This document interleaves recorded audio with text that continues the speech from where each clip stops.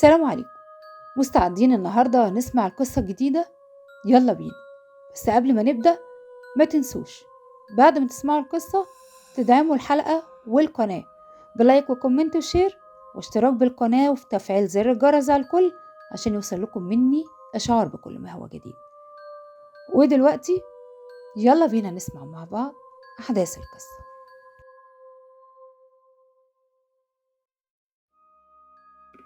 ليلة الهالوين كنا بنستناها من السنة للسنة بكل صبر وشغف.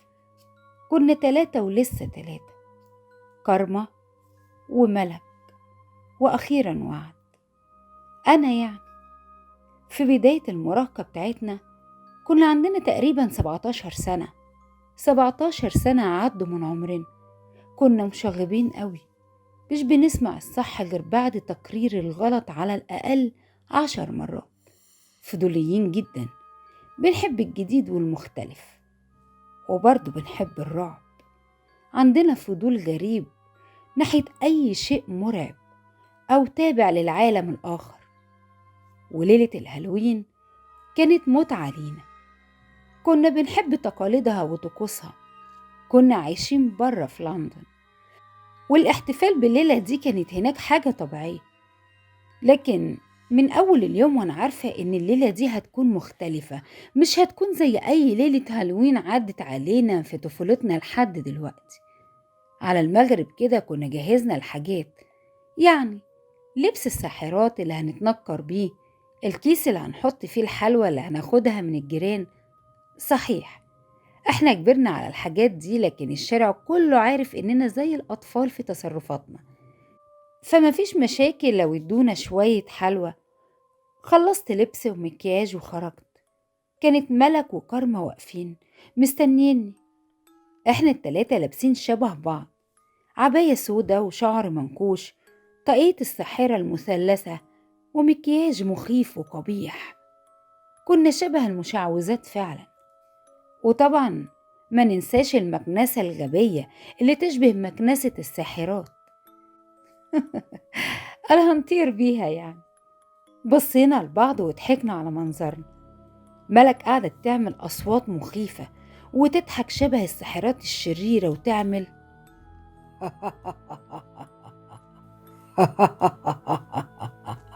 جه الوقت بقى بعد كده علشان نخرج. ظبطنا نفسنا مرة تانية ورحنا ناحية الباب، لكن قبل ما نلمس الباب عشان نفتحه ونخرج الجرس رن. طبيعي، أكيد أطفال عاوزين حلو.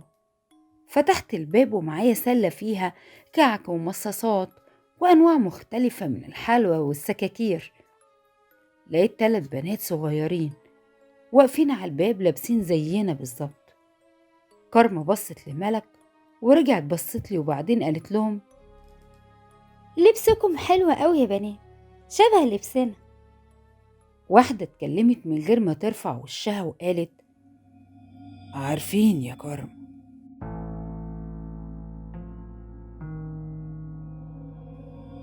قلبي دق ساعتها، دق برهبة، وقلت لهم: انتوا عارفين كارما؟ كملت كلامها من غير ما تبصنا.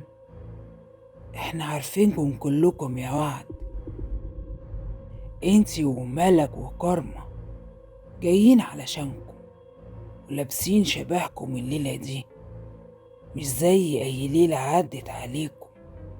انتوا مطلوبين بالاسم واحنا اللي طلبناكم. ساعتها رعشة جامدة مسكت في جسمي. رجعنا لورا واحنا مذهولين ومرعوبين.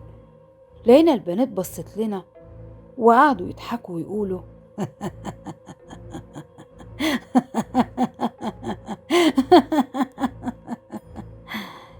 خدعة ام حلوة؟ ضحكت بعصبية واديت لهم السلة كلها ومشيوا. بس قبل ما اقفل الباب لاحظت عليهم انهم مختلفين شوية. ما كانوش بيمشوا، كانوا كأنهم طايرين. رجليهم ما كانتش بتلمس الأرض. رعشة شديدة ضربت في جسمي. غمضت عيني لحظة وفتحتها، لكن لقيتهم اختفوا فجأة. خرجت بسرعة قدام الباب لكن مفيش ليهم أي أثر، وكأنهم اتبخروا. إيه اللي بيحصل ده؟ شكلها ليلة كده باينة من أولها. دخلت بعدها وقفلت الباب وأنا مقتنعة إني كنت بتخيل. كانت ملك وكارما قاعدين بيتكلموا مع بعض، ولما دخلت سكتوا وبصولي. ملك قامت قايلة: يلا نخرج، ولا هننام النهاردة والليلة تضيع علينا؟ كارما هنا ردت عليها وقالت لها: بس تصدقوا يا بنات، اللي جم دول حاجة غريبة قوي. أنا الوهلة كده خفت منهم والله. حاجة غريبة. ملك هنا شاركتها الضحك، وبعدين بصت لي وقالت: مالك يا وعد، ساكتة من وقت ما البنات ما مشوا؟ أوعى يكون أثروا عليكي من اللي قالوه ده يعني. كملت كارما وقالت: أيوة يا وعد، دول أكيد كانوا قصدهم يخوفونا، دي ليلة الهالوين، نسيتي ولا إيه؟ رديت بصوت هادي وقلت لهم: لا ما نسيتش. وبعدين بعد كده رفعت راسي وحاولت ابتسم وانا بقول: ايه يا بنات، مش يلا بقى عشان نخرج ولا ايه؟ خرجنا ومعانا السلة بتاعتنا، وقعدنا نلف على الجيران مع الأطفال، وأجواء الهالوين حوالينا، وكنا مبسوطين قوي. السلة اتملت حلوى ومصاصات وكعك. ليلة الهالوين فعلا من أسعد الليالي اللي احنا بنستناها وبننتظرها. فضلنا ماشيين على طول لغاية ما خلصنا الشارع كله. ما كانش فاضل غير بيت واحد في آخر الشارع، في زاوية ضلمة مهجورة مفيش حد بيقرب عليها. منزل فوستر، أو للأدق يعني بيت الأشباح. كانت بتسكنه من زمان عيلة كبيرة، عيلة جون فوستر، لكنهم فجأة اختفوا. بين يوم وليلة صحي كل اللي في المدينة على خبر اختفاء عائلة فوستر. حسب ما عرفنا يوميها المدينة كلها اتهزت، لأن ما كانش مجرد اختفاء، دي كانت جريمة شنيعة بمعنى الكلمة. باب البيت كان مفتوح، أما جوه البيت فكانت الصدمة. آثار أقدام غريبة، خطوش طويلة مرعبة مالية العفش والأبواب. الحيطان والأرض كانوا حكاية تانية، مليانين دم وكأنهم بينزفوا. أما بقى بخصوص عيلة فوستر فما كانش ليهم أي أثر، اختفوا تماما. ولحد دلوقتي مفيش حد يعرف مين اللي عمل كده. هل هو من عالمنا البشري، ولا كانت قوة شيطانية مرعبة هي اللي سببت في الاختفاء بتاعت عائلة فوستر؟ مش عارفين. دلوقتي البيت بقى مهجور، سكنته الخفافيش والفيران. وقفنا قدامه احنا التلاتة وبصينا لبعض. كان نفسنا ندخله ونستكشفه من يوم ما عرفنا قصته، بس بصراحة ما كانش عندنا يعني وقت مناسب. لكن الليلة أعتقد بقى مفيش أنسب من الليلة دي إننا ندخل نشوف، ومن غير ولا حتى كلمة زقنا البوابة الحديد ودخلنا.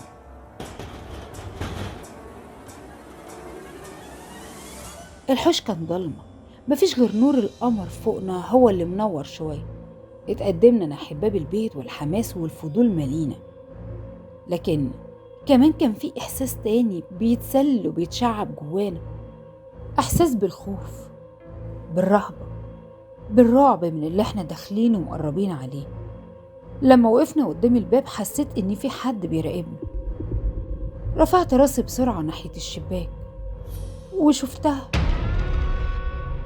أيوة شفتها، شفت واحدة من ال3 بنات اللي جم عندنا وقالوا لنا الكلام الغريب. كانت واقفة فوق في الشباك بتبص علينا وهي مبتسمة ابتسامتها اللي كانت مخيفة ومرعبة لدرجة إن جسمي اتنفض ورجعت لورا. ملك بصت لي باستغراب وقالت لي: مالك يا وعد، اوعي تقولي إنك خايفة. رفعت إيدي وشاورت لها على الشباك اللي كانت واقفة فيه البنت.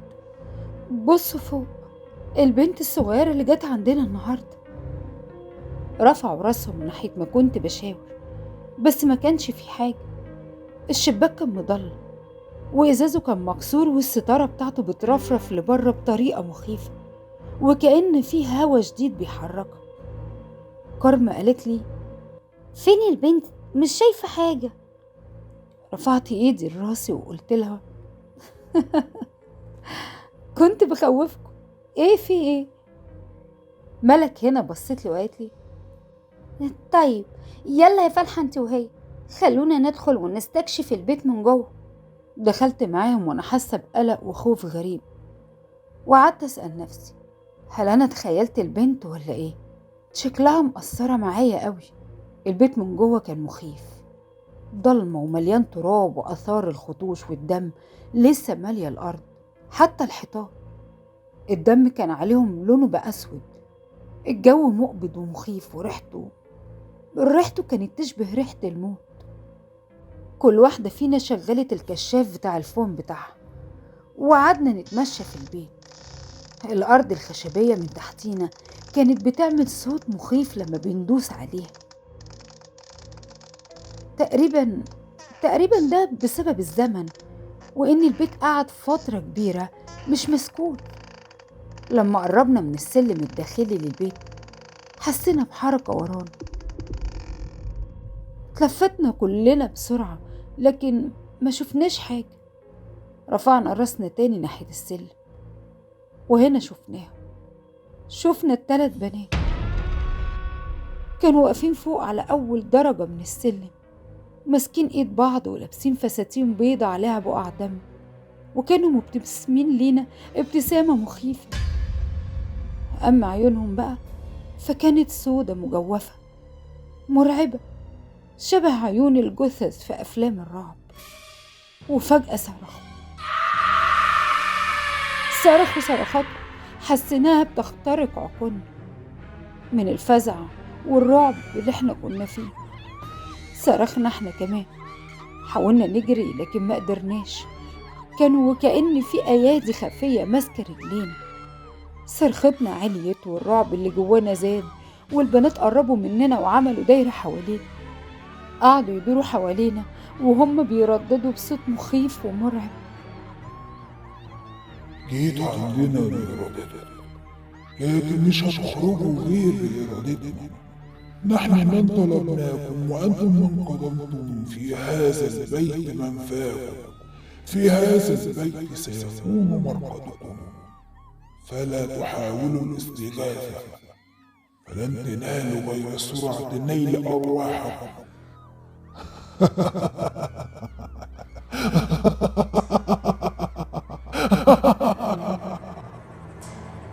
خلصوا هنا كلامهم وقعدوا يضحكوا ضحكاتهم الخشنة الكريهة دي، ضحكة حقيقي مقبضة وطبعا مرعبة.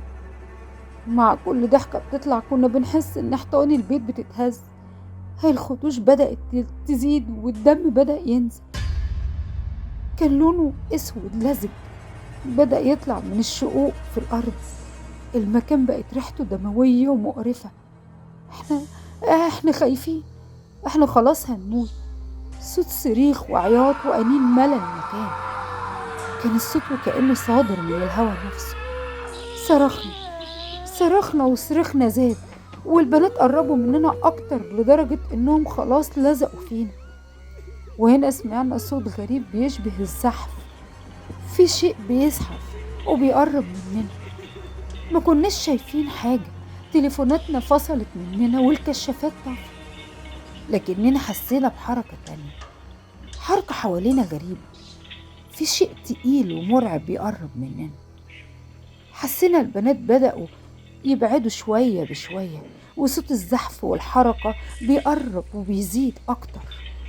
حسيت بحجر قوية لزجة مسكت رجلي، نطيت مكاني وأنا بصرخ. حاولت أمد إيدي وأنادي على ملك أو كارما، لكن مش لاقياهم، مش سامعة صوتهم، وكأنهم اختفوا. حسيت بلمسة الرخوة دي تاني، وصريخي زاد لدرجة كنت حاسة بصوتي بدأ يروح، مش قادرة. دقات قلبي زادت، ومن كتر الرعب حاسة إنه كان هيغمى عليا. إيه اللي بيحصل ده؟ ناديت تاني على كارما وملك: يا كارما، يا ملك، ردوا عليا، انتوا رحتوا فين؟ كنت عمالة ألف حوالين نفسي في الضلمة، لكن مش سامعة غير صوت الزحف المرعب ده حواليا. حتى الصرخات والضحك والأنين بطل، وفجأة في نور ضرب في وشي لدرجة إني غمضت عيني من شدة الإضاءة بتاعته. ولما فتحتها بالراحة اتجمدت مكاني. كان كان واقف قدامي كارما وملك، لكن مش هما دول صحابي. دول كانوا شبه البنات اللي شفناهم. كانوا لابسين فساتين بيضة وعليها بقع دم، حتى بقهم كان متخيط بخيط اسود، وعيونهم سودة ومجوفة. كانوا بيقربوا عليا ومادين ايديهم وعاوزين يمسكوني، وعمالين يقولولي: وعد، تعالي تعالي يا وعد، هتبقي زينا. وعد. ما تحملتش المنظر وقعدت اجري ومش عارفة هاجري فين، بس حاولت اهرب بأي طريقة. رحت عند الباب الخارجي لكن ما كانش موجود. الباب اختفى. ازاي ده كان مكانه حيطة سد. سمعت من وراها صوت كارما وهي لسه بتنادي: وعد، انتي فين؟ تعالي يا حبيبتي.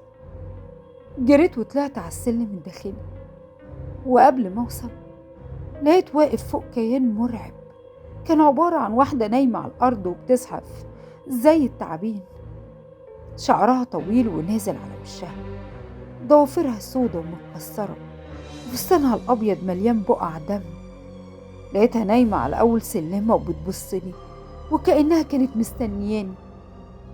بصيت ورايا لقيت ملك وكرم واقفين ومبتسمين ابتسامة شياطين، وجنبهم ال3 بنات. صرخت ودي كانت آخر صرخة ليا وأنا بشرية. أيوة، أنا دلوقتي بقيت شبههم، عبارة عن كيان شيطاني عايش في البيت ده. قاعدين مستنيين الضحايا الجديدة اللي هيجيبهم أكيد فضولهم علشان يستكشفوا البيت. ومين يعرف، ممكن أنا اللي أخرج أجيبهم أو أجيبكم أنتوا. أنا جاية لكم، استنوني، أنا جاية علشانكم، عشان تكونوا شبهي زيي. ما تقلقوش، مش هتأخر عليكم.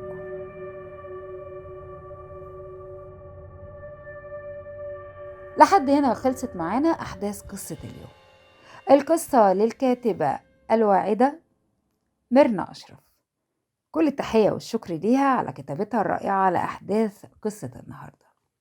أتمنى أن أنتم ما تنسوش دعمكم للقناة وللحلقة بلايك وكومنت وشير، وياريت لو أول مرة تشوفوا القناة وما اشتركتوش تشتركوا عندي في القناة وتفعلوا زر الجرس على الكل عشان يوصلكم مني إشعار بكل ما هو جديد. دمتم في حفظ الله ودمتم مرعبين. تصبحوا على ألف خير.